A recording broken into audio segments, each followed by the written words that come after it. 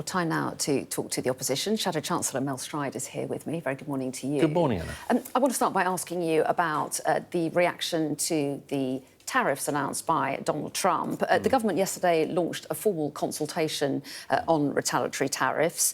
Do you agree with the government's approach to consult businesses about whether to and how to potentially respond with retaliatory Well, tariffs? that is the classic process that is gone through when you consider retaliatory tariffs.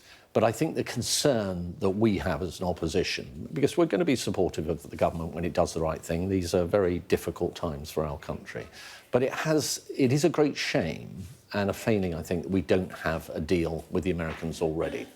And part of the reason for that is it took over 4 months, actually, for the business secretary to get into the same room as his American counterpart. And our hope now is that the government steps up to the plate, moves forward rather more quickly in order to secure a deal, because that is the best solution for our country. It's interesting that you criticise the government on this front, because a lot of people would say, but you were in government for many years.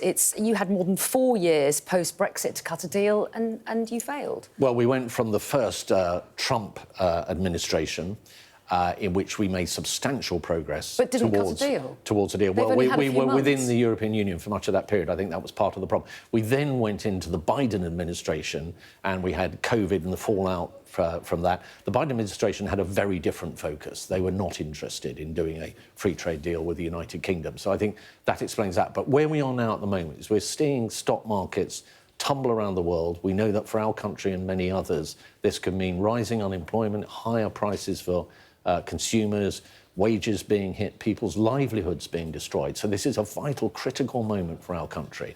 And I think it's really important now that the government really engages and gets this deal over the line as soon as possible. Well, yes, and I spoke to James Murray from the Treasury in the last hour, and he's acknowledged that this was important, and he said we've been negotiating intensively to secure a deal and are continuing negotiations at pace. So the government is on it, and they may raise an eyebrow at Kemi Badenoch, for example, offering to help the government negotiate a deal, given when she was Business Secretary she didn't manage it herself. It's just the point I was making. Well, Kemi, no, I think it's very unfair. When it comes to free trade agreements, Kemi, as Trade Secretary, was instrumental to a number of arrangements but not with the US. that we did achieve. But as I've explained, I think back in the days of the Biden administration, that was a very different world. The door was closed to us then. But the door is open now, and that's why the government's got to move at pace. OK, so what do you think a trade deal with the US should look like? Are you, for example, happy to see a cut in the digital services tax in exchange for a trade deal, something that's being talked about?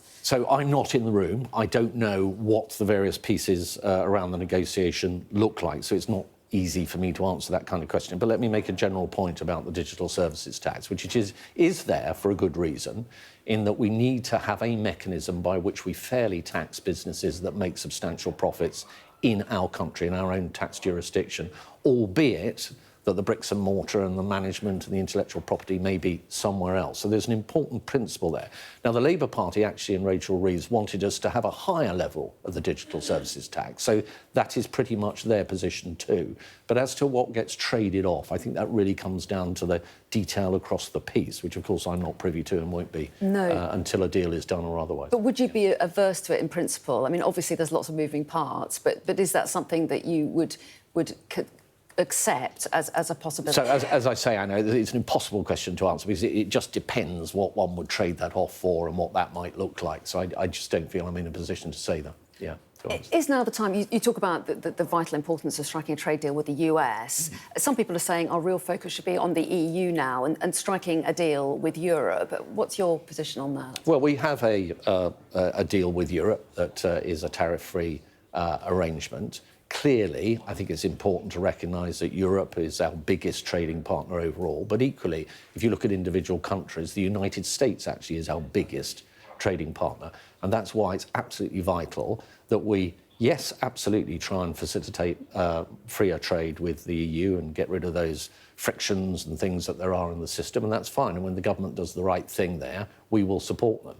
But at the moment, the most critical thing is that we get to remove that 10% tariff that's being applied to our goods in this country going into the United States. And that means the government getting a grip and getting a deal over the line. What are the implications for Northern Ireland, would you say? The Windsor framework, which was, of course, thrashed out by the Tory government, means that Northern Ireland's in an unusual position. It has the 10% tariffs that are applied to the UK and 20% to the EU. Michel O'Neill has warned it could create instability in Northern Ireland. Is that something that you're worried about? Well, we need to look at Northern Ireland very carefully, and the government needs to do that.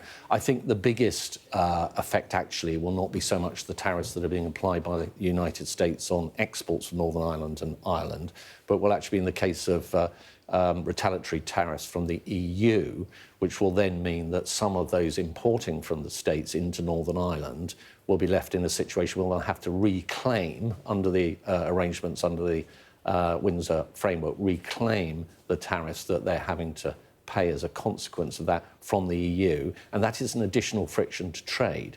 So I think that's something that needs to be looked at in great detail to make sure we don't end up in a situation under that scenario in which trade is impacted with all the difficulties that will bring to Northern Ireland and their economy. I've got to let you go, but I do want to ask one question about dentists. OK. Because this morning the Public Accounts Committee has said that measures introduced by the Tories when you were in government last year, they were supposed to boost access to NHS dentists.